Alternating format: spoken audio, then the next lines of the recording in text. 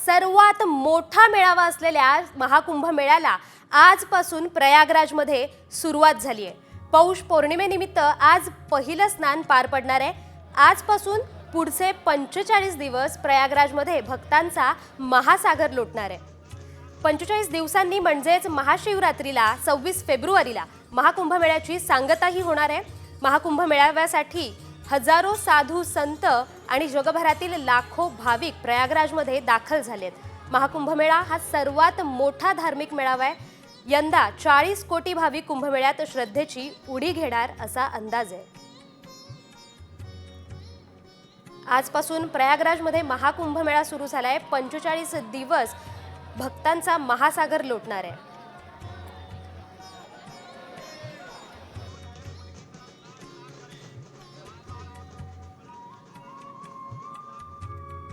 प्रयागराजमध्ये महाकुंभ मेळा आहे। 45 दिवस 40 कोटी भक्तांचा महासागर लोटणार आहे। स्नानासाठी एकूण 41 घाट आणि एक कायमस्वरूपी घाट तयार करण्यात आला आहे। 1.60 लाख तंबू, 15,000 स्वच्छता कर्मचारी तैनात आहेत। 13,000 रेल्वे, 200 चार्टर्ड विमानांची सोय करण्यात आली आहे। भाविकांसाठी विशेष सुरक्षा व्यवस्था, फायर फायटिंग बोट सुद्धा तैनात करण्यात आले आहेत।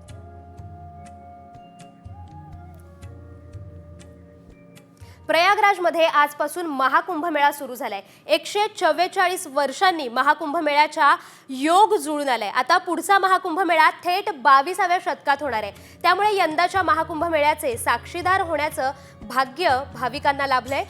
कुंभमेळ्याचे 4 विविध प्रकार असतात। सामान्यतः कुंभमेळा, सामान्य कुंभमेळा, पूर्ण कुंभमेळा, अर्ध कुंभमेळा आणि महाकुंभमेळा असे हे 4 प्रकार आहेत। जर असा योग 6 वर्षांनी आला तर त्याला अर्ध कुंभमेळा म्हणतात। जर असा योग 12 वर्षांनी आला तर त्याला पूर्ण कुंभमेळा म्हटलं जातं। आणि असा योग जर 144 वर्षांनी आला तर त्याला महाकुंभमेळा म्हटला जातो।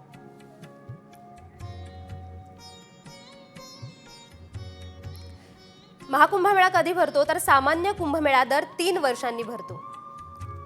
अर्ध कुंभमेळा दर 6 वर्षांनी भरतो। पूर्ण कुंभमेळा प्रयागराज, हरिद्वार, उज्जैन आणि नाशिक या ठिकाणी दर 12व्या वर्षी भरतो। महाकुंभमेळा 144व्या वर्षी म्हणजे 12 पूर्ण कुंभमेळ्यानंतर भरतो।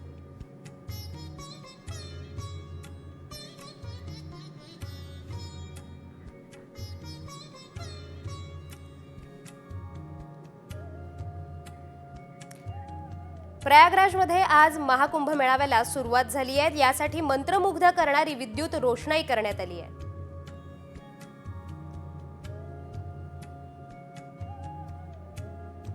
प्रयागराज येथे महाकुंभला सुरुवात झाली आहे। या मेळ्यात मोठ्या प्रमाणावर अन्नदान करण्यात येणार आहे। प्रत्येक आखाड्यात दररोज 5,000ांसाठी भंडारा घातला जाणार आहे। सर्व ऋषीमुनींसह सामान्य भाविक एकाच रांगेत प्रसाद ग्रहण करणार आहेत।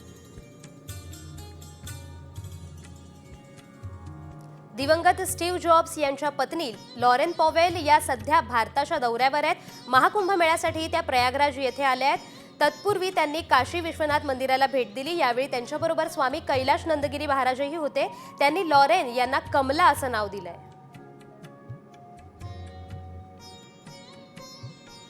रशियाहून एक भाविक महिला महाकुंभसाठी खास भारतात आली आहे। भारत हा एक महान देश आहे। मी पहिल्यांदाच कुंभमेळ्याला आले आहे। इथले भक्तिपूर्ण वातावरण पाहून भारावून गेले, अशी प्रतिक्रिया रशियाहून आलेल्या परदेशी महिलेनी दिली आहे।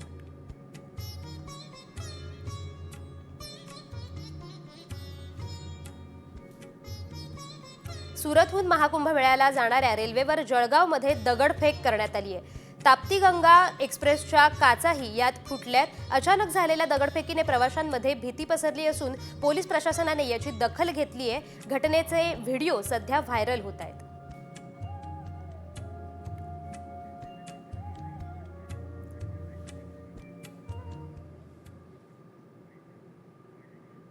बुलेटिनमध्ये एक राजकीय गोटातून बातमी समोर येते। काँग्रेसच्या गोटातून मोठी बातमी आहे। राज्यातल्या स्थानिक स्वराज्य संस्थांच्या निवडणुकीआधी काँग्रेस भाकरी फिरवणार आहे। निवडणुकीआधीच काँग्रेस प्रदेशाध्यक्ष बदलला जाणार आहे। काँग्रेस हायकमांडकडून तशा हालचाली सुरू झाल्यात।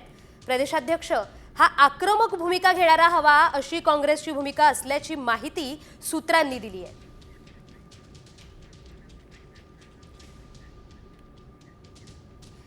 या संदर्भात आमच्यासोबत जोडले गेलेले आहेत आमचे प्रतिनिधी प्रमोद जगताप। नवी दिल्लीतून थेट आमचे प्रतिनिधी प्रमोद जगताप आपल्यासोबत जोडले गेले आहेत। प्रमोद, काँग्रेसचा नवा प्रदेशाध्यक्ष कोण होऊ शकतोय?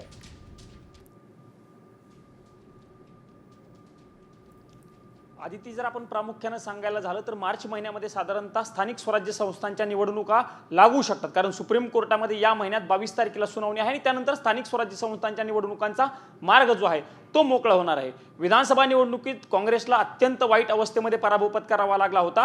त्यानंतर नाना पटोले यांनी आपला प्रदेशाध्यक्ष पदाचा राजीनामा हायकमांडकडे दिलेला आहे आणि त्यानंतर आता स्थानिक स्वराज्य संस्थांच्या निवडणुकांपूर्वी जर आपण बघायला गेलं तर काँग्रेस नवा प्रदेशाध्यक्ष देणार आहे। यामध्ये जर प्रामुख्याने सांगायचं झालं तर हायकमांडकडनं काही नावांचा विचार सुरू आहे। त्यात कोल्हापूरचे सतीश पाटील असतील, विश्वजित कदम असतील, अमित देशमुख, पृथ्वीराज चव्हाण, यशोमती ठाकूर, विजय वडेट्टीवार या काही नावांची चर्चा जी आहे ती सुरू असल्याचं आपल्याला बघायला मिळते। काँग्रेस पक्षाच्या हायकमांडची ही प्रामुख्याने भूमिका असल्याचं बघायला मिळते आदिती, की जो काँग्रेसचा नवा प्रदेशाध्यक्ष असेल तो आक्रमक चेहरा असणारा असावा, कारण आक्रमक भूमिका घेऊनच जर जनतेसमोर गेलं तर जनता पुन्हा एकदा मता जी आहे ती पर्याय काँग्रेसच्या टाकू शकतात आणि म्हणूनच आक्रमक चेहऱ्याचा विचार जो आहे तो काँग्रेसकडनं केला जातोय। बघावं लागणार आहे की पुढच्या किती दिवसामध्ये काँग्रेसला नवा प्रदेशाध्यक्ष नेमकं मिळतोय आणि कोणाच्या गळ्यामध्ये प्रदेशाध्यक्ष पदाची माळ पडते। धन्यवाद प्रमोद दिलेल्या या माहितीबद्दल। तर अर्थात पालिका मनपा निवडणुकीआधी काँग्रेसमध्ये बदलाचे संकेत दिसत आहेत। प्रदेशाध्यक्ष बदलला जाणार आहे अशी बातमी समोर येते। काँग्रेसमधून आक्रमक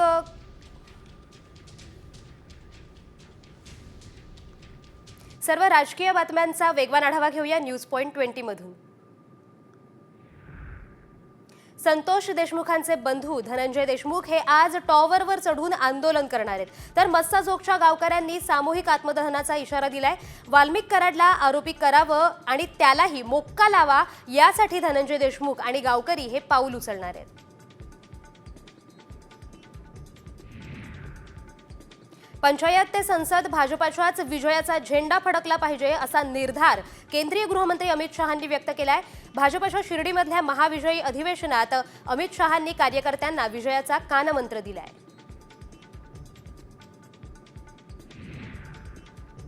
उद्योग मंत्री उदय सामंत यांची आज मंत्रालयात महत्त्वाची बैठक पार पडतीये। या बैठकीत रिलायन्स मार्फत होणाऱ्या प्रकल्पांवर चर्चा होणार असल्याची माहिती मिळतेय। रिलायन्सच्या मागण्यांसंदर्भात विचारमंथन केलं जाणार आहे।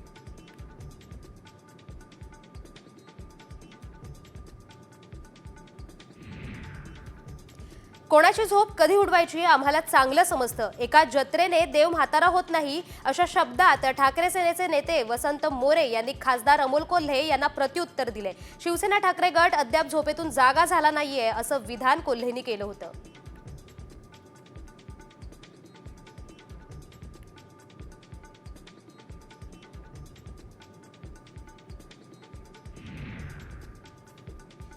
भंडाऱ्यातील तुमसरच्या डॉक्टर बाबासाहेब आंबेडकर मागासवर्गीय शासकीय वसतिगृहात विद्यार्थ्यांना निकृष्ट दर्जाचं जेवण आणि पाणी घातलेलं दूध मिळतंय। सोबतच वसतिगृहात सर्वत्र दुर्गंधी पसरली आहे। या प्रकरणी आमदार राजू कारेमोरींनी वसतिगृह प्रशासनाला खडसावलंय। डॅमेज कंट्रोलसाठी 7 दिवसांची मुदत सुद्धा देण्यात आली आहे।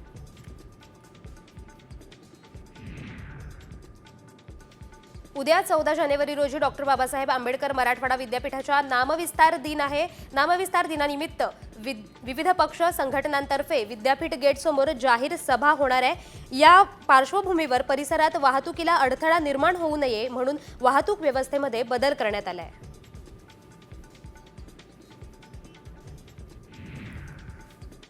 नाशिकच्या द्वारका उड्डाणपुलावर रात्री भीषण अपघात झालाय। 5 ते 6 लोक अपघातात ठार झाल्याची माहिती मिळतेय, तर 10 ते 12 लोक गंभीर जखमी झालेत। लोखंडी सळ्या घेऊन जाणाऱ्या ट्रकला पिकअपची मागून धडक बसल्याने हा अपघात झालाय।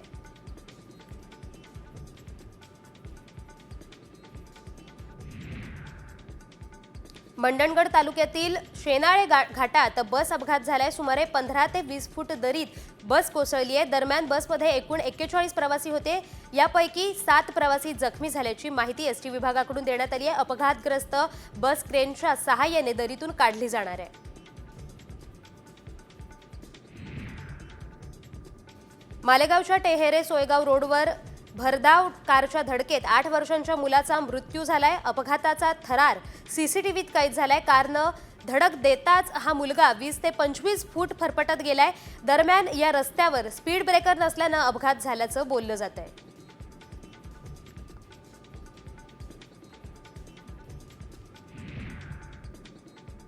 भुसावळात 2 दिवसांपूर्वी झालेल्या हत्येप्रकरणी 5 जणांना अटक करण्यात आली आहे। इतर 2 जण ताब्यात असून त्यांची चौकशी केली जात असल्याची माहिती पोलिसांनी दिली आहे। पूर्व वैमनस्यातून हत्या झाल्याची प्राथमिक माहिती मिळते आहे।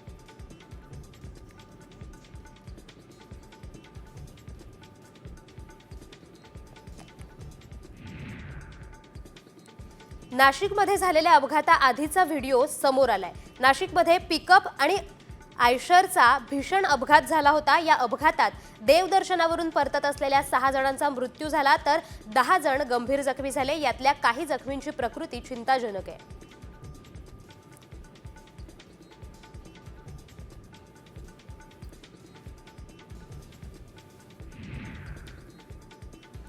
टिपेश्वरवरून आलेल्या वाघाने धाराशिव आणि बार्शी परिसरात धुमाकूळ घातलाय। 3 आठवड्यात वाघाने 16 जनावरांची शिकार केली आहे। अखेर या वाघाला कैद करण्यासाठी आजपासून शोध मोहीम राबवली जाणार आहे। चंद्रपूरची रेस्क्यू टीम वाघाला पकडण्यासाठी धाराशिवमध्ये दाखल झाली असून आज पिंजरे लावले जाणार आहेत।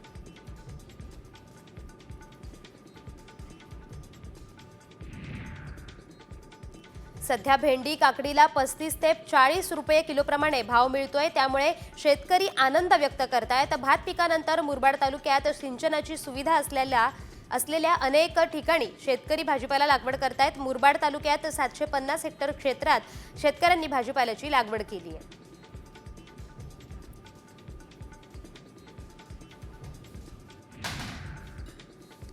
साठा जास्त झाल्याचे कारण देत पुसद बाजार समितीत अंतर्गत असलेली कापूस खरेदी शुक्रवारपासून मंगळवारपर्यंत बंद ठेवण्याचे पत्र सीसीआयकडून देण्यात आले।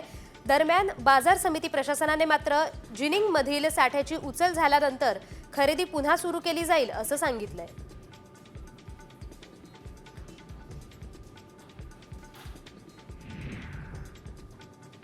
नाशिकच्या लासलगाव बाजार समितीत राज्य कांदा उत्पादक संघटनेतर्फे लिलाव बंद पाडत आंदोलन करण्यात आलंय। कांद्याच्या भावात मोठी घसरण होत असल्याने तसंच निर्यात शुल्क रद्द करण्याची मागणीसाठी हे आंदोलन जारी करण्यात आलंय।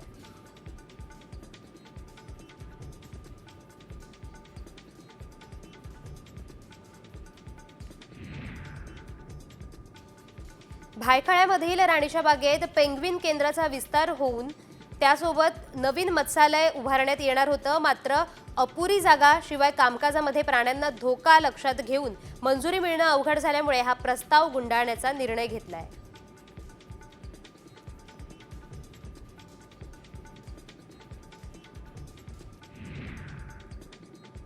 धाराशिवमध्ये एका माकडाने चक्क एसटीवर बसून 17 किलोमीटरचा प्रवास केलाय। माकडाच्या या शाही प्रवासाचा व्हिडिओ व्हायरल होतोय।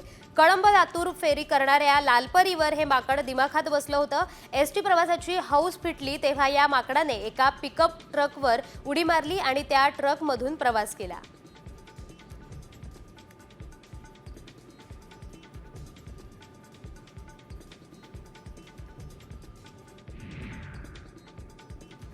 मकर संक्रांतीच्या निमित्ताने विठ्ठल रुक्मिणी मंदिरात महिला भाविकांनी गर्दी केली आहे। भोगीच्या निमित्ताने आज सकाळी रुक्मिणी मातेची पूजा करण्यात आली। यावेळी रुक्मिणी मातेची खणा नारळाने ओठीही भरण्यात आली।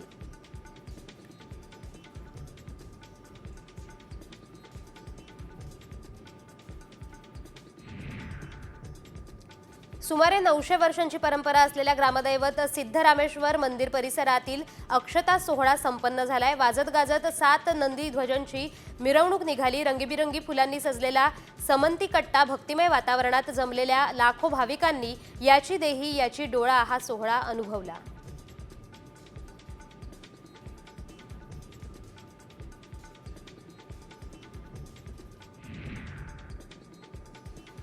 एलिफंटा बेटवर देश-विदेशातील पर्यटकांची पावलं वळली आहेत. बोट अपघातानंतर पर्यटकांची संख्या काही प्रमाणात रोडावली होती, त्यामुळे स्थानिक व्यावसायिकांच्या व्यवसायावर परिणाम झाला होता. मात्र आता पुन्हा पर्यटकांचा ओघ सुरू झाल्यानं स्थानिक व्यावसायिकांनी समाधान व्यक्त केलंय.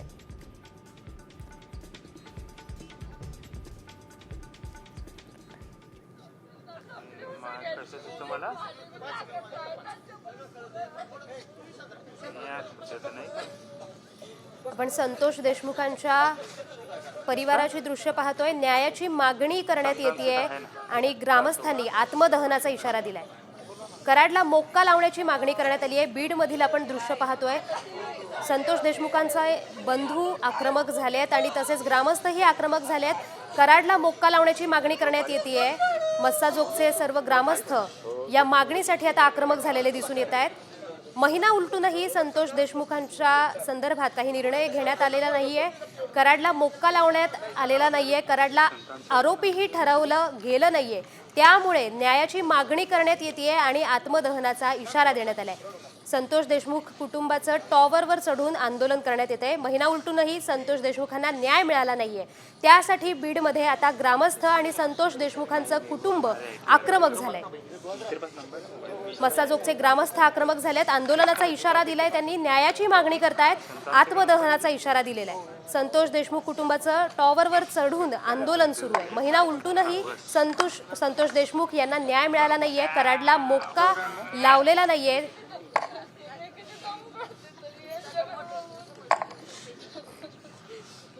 वाल्मिक कराड विषयी दररोज नवनवे खुलासे समोर येत आहेत. त्यातच आता हार्वेस्टरसाठी कराडने शेतकऱ्यांना कोट्यवधी रुपयांचा चुना लावलाय. नेमकं प्रकरण काय आहे यावरचा हा स्पेशल रिपोर्ट. मजुरांना मारहाण, कोट्यवधींची फसवणूक.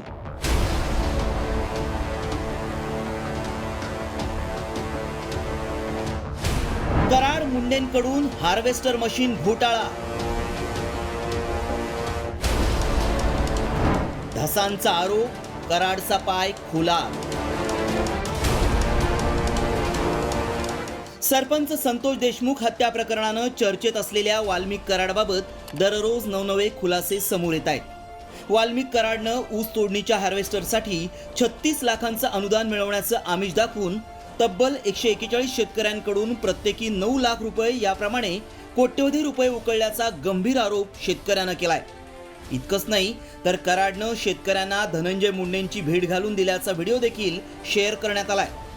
पंढरपूरमध्ये फसवणूक झालेल्या 19 हार्वेस्टर मालकांचे जबाब नोंदवण्यात आल्यानं कराडचा पाय आणखीनच खोलात गेलाय. सानप, वाल्मिक कराड साहेब, परत आमच्या संघटनेची लोक पालवे, जितू पालवे मेजर यांच्यामार्फत आम्ही तिथे गेलो असतात. जवळजवळ आम्ही 140 लोकांनी 8 लाख रुपयाप्रमाणे त्या हॉटेलचं काय ना आपल्या देवीस रेसिडेन्सी पनवेल 17 नंबर रूममध्ये आम्ही हार्ड कॅश 8 लाख रुपये दिलेत. आज जवळजवळ 14-15 महिने होत आलं. ह्याची आमची कुणी दखल घेतली नाही. आम्ही बीडला भेटायला गेला असता हाणमार केली त्या लोकांनी. 141 हार्वेस्टरच्या अनुदानासाठी कराडनं 5141 लोकांकडून कोट्यवधी रुपये उकळल्याचा आरोप करत धसांनी कराडसह मुंडेंवर निशाणा साधलाय. हार्वेस्टर मशीन द्यायचे होते 141. यांनी पैसे जमा केले 2000, 5000, 41 लोकांकडून 8 लाखांनी.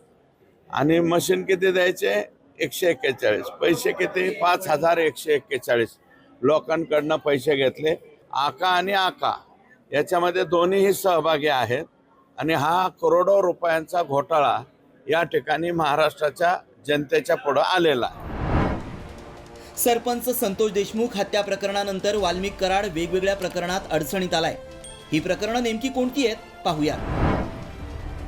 सरपंच हत्या प्रकरणाशी संबंधित अवादा कंपनीकडून 2 कोटीच्या खंडणी प्रकरणी सीआयडीनं कोठडी सुनावली आहे. सुरेश धसांनी संपत्तीबाबत खुलासे केल्यानंतर कराड ईडीच्या निशाण्यावर आलाय. हार्वेस्टर अनुदानाचा आमिष दाखवून कोट्यवधींच्या घोटाळ्याचा देखील त्याच्यावर आरोप आहे. वाईन शॉप लायसन्सबाबत दमानियांचे कराडवर गंभीर आरोप आहेत. वाल्मिक कराडचा शस्त्र परवाना रद्द करण्यात आलाय. एकीकडे सरपंच संतोष देशमुख हत्या प्रकरणी वाल्मिक कराडवर संशय व्यक्त केला जातोय. त्यातच आता थेट धनंजय मुंडेंच्या जवळकीचा संदर्भ देऊन शेतकऱ्यांकडून कोट्यवधी रुपये उकळल्याचं प्रकरण समोर आल्यानं आता कराडवर आणखी एक गुन्हा दाखल होण्याची शक्यता आहे. त्यामुळे मुख्यमंत्री हार्वेस्टर घोटाळ्याची चौकशी करणार का आणि कराड दोषी असेल तर त्याला शिक्षा होणार का याकडे सगळ्यांचं लक्ष लागलंय. ब्युरो रिपोर्ट, साम टीव्ही न्यूज. राज्यभरातील तसंच देशभरातील सर्व महत्त्वाच्या घटनांचा आढावा घेऊया टॉप 50 मधून. राज्यात पुन्हा एकदा हवेचे कोरडे झोत वाहू लागणार आहे. तर परिणामी वातावरणातला गारठा वाढणार आहे. येत्या 3 दिवसात किमान तापमान 2-3 अंशांनी कमी होण्याचा अंदाज आहे. कोकण, मध्य महाराष्ट्र, मराठवाड्यात येत्या 4 ते 5 दिवसात हवामानात फारसा फरक नसेल तर विदर्भात हलक्या पावसाची शक्यता आहे. मुंबईत कमाल आणि किमान तापमानात आजपासून 2 ते 3 अंशांनी घट होण्याचा अंदाज हवामान विभागानं दिलाय. त्यामुळे मुंबईकरांना उकाड्यापासून काहीसा दिलासा मिळणार आहे. गेल्या आठवड्यात 35 अंशांपर्यंत गेलेला कमाल तापमानाचा पारा 28 ते 30 अंशांपर्यंत येण्याची शक्यता आहे. महाराष्ट्र राज्य परिवहन महामंडळाअंतर्गत पुणे विभागाच्या ताफ्यात येत्या वर्षभरात 200 इलेक्ट्रिक बस येणार आहेत. या प्रकरणी चार्जिंग स्टेशनची क्षमता वाढवण्याचा निर्णय घेण्यात आलाय. स्वारगेट आणि दापोडी येथे चार्जिंग स्टेशन उभारण्यासाठी परवानगी प्राप्त झाली आहे.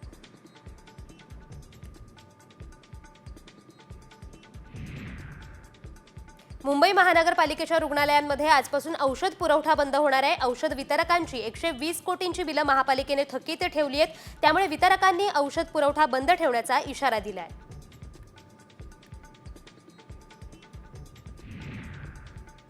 देशातील 5 बंदरांपैकी एक असलेल्या जवाहरलाल नेहरू बंदरावरील कंटेनरची वाहतूक कमी होणार आहे. यासाठी JNPA पासून जुना पुणे हायवेपर्यंतचा नवीन स्पेशल हायवे बनवला जातोय. यासाठी एकूण 2,900 कोटी रुपयांचा खर्च लागणार आहे.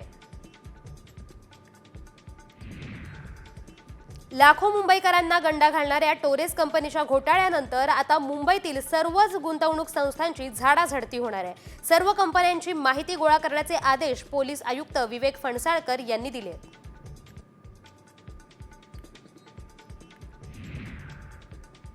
सायन प्रतीक्षानगर इथे खासगी कंत्राटदाराच्या वाहक चालकांनी काम बंद आंदोलन पुकारलंय. वेळेवर पगार न मिळणं, कायमस्वरूपी कामावर रुजू करून घेणं, सुरक्षा मिळणं अशा विविध मागण्यांसाठी कामगार आक्रमक झाले आहेत. बस सेवा बंद असल्याने मात्र कामावर जाणाऱ्या प्रवाशांचे हाल होत आहेत.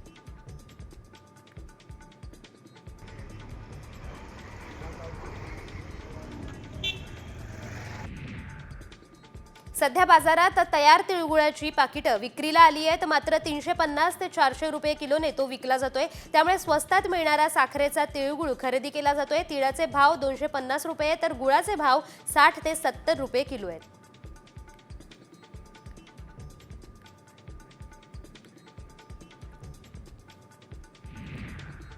बातमी समोर येते धाराशिवमधून. धाराशिवमध्ये गेल्या महिनाभरापासून बस्तान बसवलेल्या वाघाला पकडून सह्याद्रीत सोडण्याच्या प्रस्तावाला मुख्य संरक्षकांनी मंजुरी दिली आहे. हा वाघ अन्नाच्या शोधात टिपेश्वरवरून धाराशिव परिसरात आला होता आणि गेल्या 20 दिवसात 12 गायी, म्हशी, शेळ्यांवर या वाघाने हल्ला केलाय. त्यामुळे वाघाला पकडलं जाणार असून त्यासाठी रेस्क्यू टीमही धाराशिवमध्ये दाखल झाली आहे.